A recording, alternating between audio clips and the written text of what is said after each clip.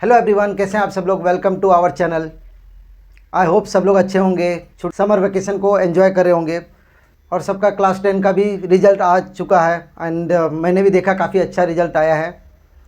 सो आज के इस वीडियो हम लोग बात करेंगे कि क्लास 10 के बाद क्या करना चाहिए, क्लास 10 के बाद क्या करें और कैसे करें। तो once again welcome back to our channel. तो स्टार्ट करते हैं कि क्लास 10 के बाद क्या करें। तो क्लास 10 के बाद 3 टाइप के कोर्सेस होता है। एक होता है जनरल कोर्स, एक होता है प्रोफेशनल कोर्स और एक होता है शॉर्ट टर्म कोर्स। तो पहले देखते हैं जनरल कोर्स में क्या आता है। जनरली जितने भी बच्चे हैं जनरली कोर्स करते हैं। तो क्या है जनरल कोर्स?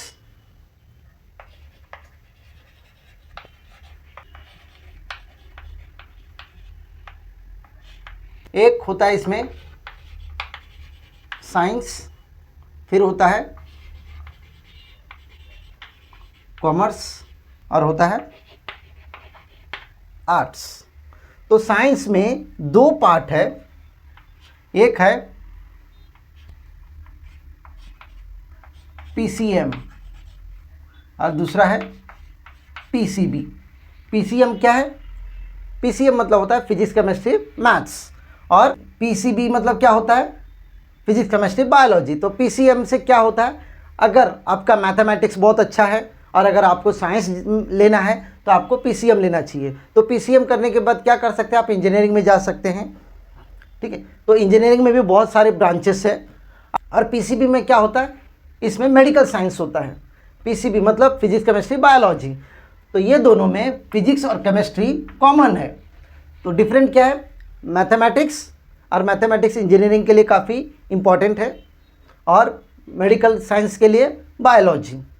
अच्छा, अगर आपको डिफेंस में भी जाना है तो पीसीएम होना चाहिए, क्योंकि डिफेंस में भी जाने के लिए मैथमेटिक्स बहुत ज़्यादा रिक्वायरमेंट होता है। इसमें भी एक और ऑप्शन होता है कि लोग 11th-12th पढ़ते हैं और उसके बाद बीएससी करते हैं, बैचलर ऑफ साइंस। उसमें भी डिफरेंट सब्जेक्ट से कर सकते हैं। BSc in physics, BSc in chemistry, BSc in mathematics, BSc in biology. Biology में भी बहुत सारे ब्रांचेस होते हैं।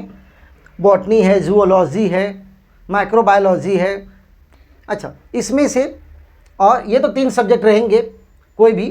और कुछ लोग ऐसे होते हैं जो चारों सब्जेक्ट लेते हैं, जिसको लगता है कि मुझे समझ में आ रहा है कि मुझे इंजीनियरिंग में जाना है या मेडिकल साइंस में जाना है, तो वो फिजिक्स केमिस्ट्री मैथ्स बायो भी लेता है। ठीक है, तो जनरली देखा जाए तो आपका गोल पहले से डिसाइड होना चाहिए। और अगर आपका गोल पहले से डिसाइड है तो आपको फिजिक्स केमिस्ट्री मैथ्स लेना चाहिए, या तो फिजिक्स केमिस्ट्री मैथ्स या तो physics chemistry biology, as per your goal. 12th में बहुत से बच्चे क्या करते हैं कि फिजिक्स केमिस्ट्री मैथ्स बायो चारों सब्जेक्ट लेते हैं। फिर उनको जब पता चलता है कि मुझे मेरा सब्जेक्ट में इंटरेस्ट, मतलब मेरा मार्क्स कैसे आ रहा है, मेरा इंटरेस्ट कैसा है, अगर मेरा इंटरेस्ट बायोलॉजी में तो मेडिकल साइंस में जाते हैं, और अगर मैथ्स में ज़्यादा इंटरेस्ट है तो इंजीनियरिंग में जाते हैं। और एक होता है बायोफोकल साइंस, जिसमें फिजिक्स केमिस्ट्री मैथ्स लेते हैं, उसके साथ साथ बायो को हटा करके कंप्यूटर साइंस लेते हैं, इलेक्ट्रॉनिक्स लेते हैं। उसके बाद आता है कॉमर्स। कॉमर्स में भी 4 सब्जेक्ट है। कौन कौन सा है वो? कॉमर्स में है।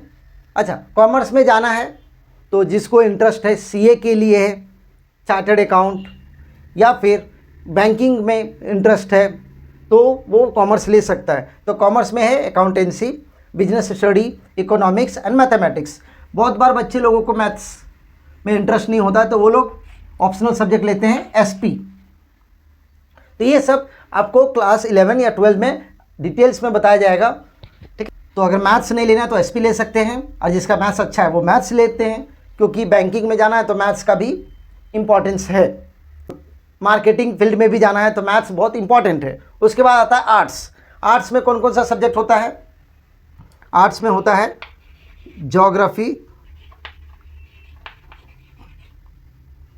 Geography, history, economics, psychology, physiology, उसके बाद होता है फिलॉसफी, फिर होता है सोशियोलॉजी। तो आपको यूपीएससी के लिए प्रिपरेशन करना है तो लोग आर्ट्स लेते हैं, या तो आपको साइकोलॉजी पढ़ना है तो उसके लिए भी आर्ट्स ले सकते हैं, और फिजियोलॉजी या सोशोलॉजी, इकोनॉमिक्स लेना है, हिस्ट्री लेना है, ज्योग्राफी, ये सब इसके पार्ट्स है। अच्छा, इसमें एक और सब्जेक्ट है जो है मैथमेटिक्स।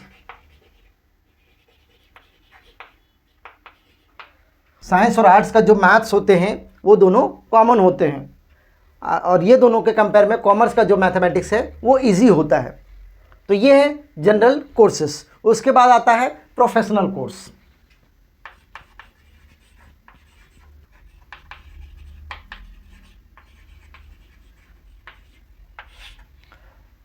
तो प्रोफेशनल कोर्स के लिए क्लास 10 के बाद आप ITI कर सकते हैं। ITI, इसमें भी बहुत सारे ब्रांचेस होते हैं। इसके बाद आता है polytechnic.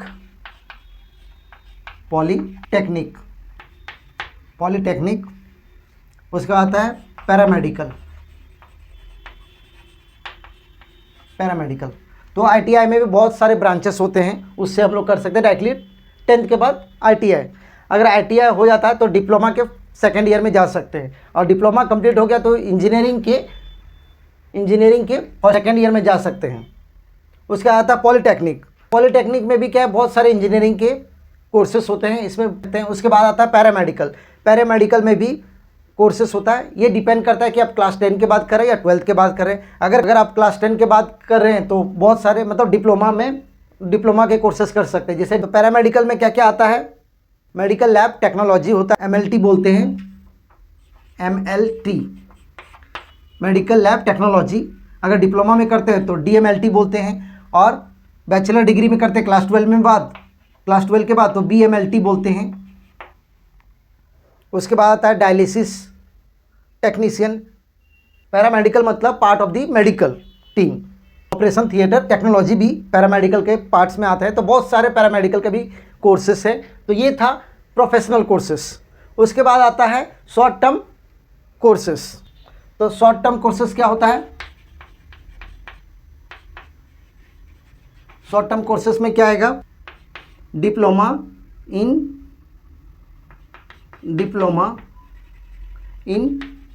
Data entry, diploma in data entry, diploma in hotel management.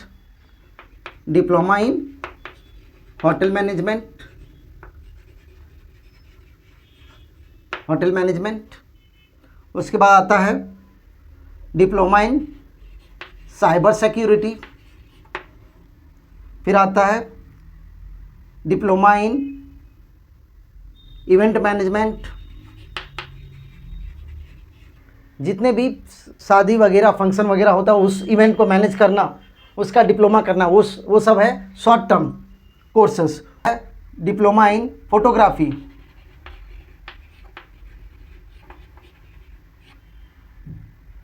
तो ये सब कोर्सेस है शॉर्ट टर्म। तो कहने का मतलब ये है कि क्लास 10 के बाद 3 टाइप के कोर्सेस होते हैं। जनरल कोर्सेस जिसमें साइंस, कॉमर्स, आर्ट्स। साइंस में 2 पार्ट्स होता है, इंजीनियरिंग और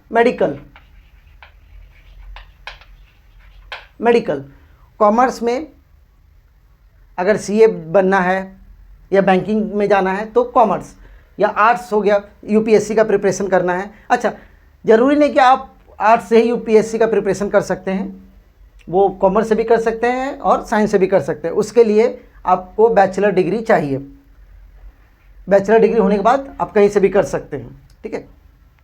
और साइंस के बच्चे कॉमर्स भी ले सकते हैं, अगर इंटरेस्ट बाद में नहीं आया साइंस में, साइंस पढ़ने का मन नहीं किया तो कॉमर्स में भी जा सकते हैं और आर्ट्स में भी जा सकते हैं। क्लास 11 या 12 के बाद कॉमर्स के बच्चे सिर्फ आर्ट्स में जा सकते हैं, और आर्ट्स के बच्चे सिर्फ और सिर्फ आर्ट्स में ही रह सकते हैं।